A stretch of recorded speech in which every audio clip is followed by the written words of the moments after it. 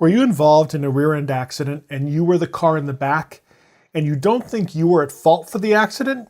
Check out this short video to learn about a couple situations where being last in an accident may not necessarily make you at fault.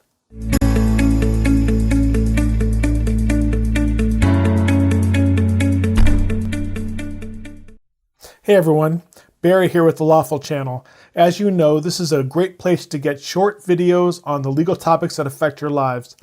If you haven't already, would you please subscribe to our channel? And if you have any questions or comments, please put them in the comment section below. If I can't help you, I'll try and find someone who can. So I get a lot of calls from people who were involved in rear-end collisions, and they were the car in the back. And they think that despite the fact that they rear-ended somebody, that they weren't at fault for the accident. So it raises the question, can you be the last car in an accident and still not be at fault? Yes, actually, you can. There are certain situations where you may rear-end somebody and you're not at fault. However, it's going to be tough to prove. Those cases are really tough to win. But before we get started, let me just remind you of something. So there's a standard in negligence cases, which is what these auto accidents are. And you have the burden of proving that the other part was negligent or that they breached their duty of care, their duty to drive their car safely or whatever that might be. And so that's the standard we have to get over in every personal injury accident. And in rear-end cases, generally speaking, you can argue till you're blue in the face with the police officer or with the insurance adjuster, and it's going to be super difficult to demonstrate that you were not the party who breached their duty of care by rear-ending the person in front of you. But there are a few situations where you can win these cases. So the main case I see where the party who rear-ended somebody is not at fault for the accident is when that party got cut off by another driver. And this is the one that I get calls on most of the time. So I had a case a long while back actually, and I was representing a motorcycle rider who was driving down the street on an inside lane and a car pulled out of a gas station and our client rear-ended that vehicle. Well, it's a rear-end accident, so 9 times out of 10, our client would have been found at fault for the accident. But we had an ace up our sleeve. There was a witness who saw the car pull out in front of our client, causing the accident. And as a result, we were able to demonstrate that the car that pulled out of the gas station was the party that was negligent, not our client. Another example is a case where I actually had this case. So our client was stationary at a stoplight and the car in front of him backed up into him.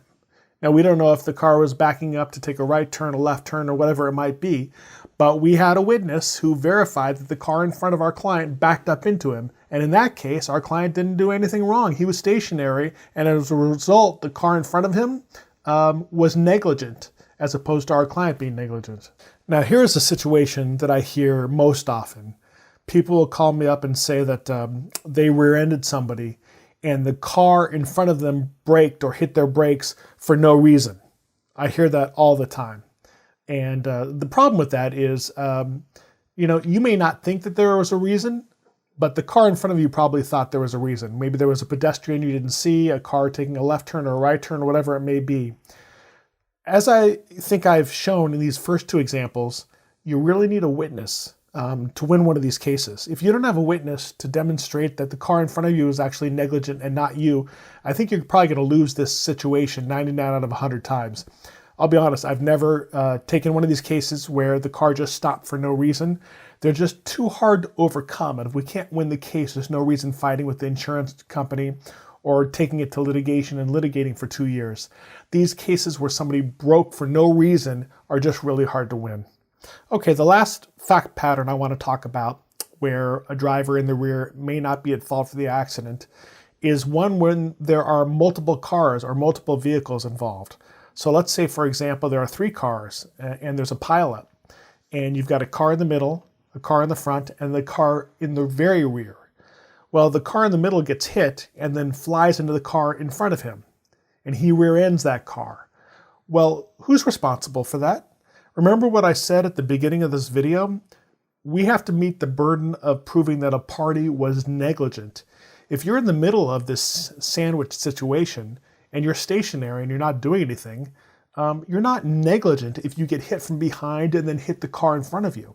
So in that situation, the car in the middle is not going to be at fault for the accident. Rather, the car in the very rear caused that accident, and they are the negligent party. Okay, it's time for your take on the law. Were you involved in a rear-end accident and you do not think that you are at fault for the accident? Tell us about it in the comments section below. Okay everyone, thanks for checking out this short video on rear-end collisions. If you haven't already, would you subscribe to our channel? And if you have any questions or comments, put them in the comments section below. If I can't help you, I'll try and find someone who can.